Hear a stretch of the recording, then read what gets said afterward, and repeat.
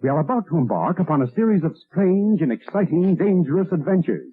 Adventures that will lead us to all parts of the world. Hello and welcome to another Bad Comic Review. This time we're looking at Batman Legends of the Dark Knight issue 26. This is part 3 of the storyline Flyer, which is also the final installment. Written by Howard Chaykin with art by Gil Kane, colors by Steve Oliff, letters by Willie Schubert, Bill Kaplan assistant editor, Archie Goodwin editor. So Bridget Eisenman is torturing Batman, trying to test his limits until he'll submit to her saucy desires. What she didn't count on was his determination and her son Kurt interfering. Now Kurt goes after Batman and works him over pretty good because remember, Batman's being tortured and put through all these tests, so of course Kurt is fully functional and has this almost exoskeleton flyer thing on him that gives him a massive advantage. But Batman does not give up that easily, and Kurt starts to kind of realize that maybe he's made a mistake and misjudged Batman, and he realizes that Batman has a lot more perseverance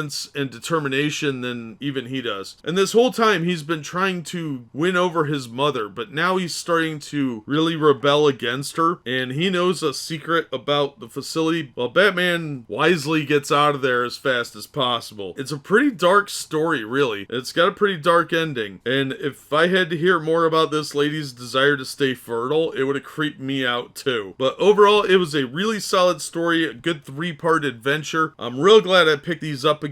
I haven't read them since the 90s. I'd have to say that even though there is a lot of disturbing subject matter in this storyline, last issue's slurs and stuff like that really didn't bother me too much because they made sense that he would say that in the context of the story, and it actually made the storyline a little bit more believable as far as being the way people talk and interact with each other. So I thought this was a really solid storyline, but it's not going to appeal to everyone for that reason. The second act does have some risque verbiage in it that's going to offend a lot of moderate audiences, and that sensitivity is probably going to turn them off from this story. And that's probably why this hasn't been reprinted, which is really unfortunate because it is a really good story and it makes sense within the context of the storyline. But the caveat remains, if you're offended by words, then it's probably not going to be for you. So great art, good cover, and a good story. All around a solid Batman storyline that's definitely worth a read. That's going to do it for this one. Thank you so much for listening and supporting the channel. If you enjoyed the video, please hit the like button and don't forget to subscribe so you don't miss future reviews. If you'd like to help the channel out in other ways, links are in the description to various support methods. And as always, we hope to see you on the next one.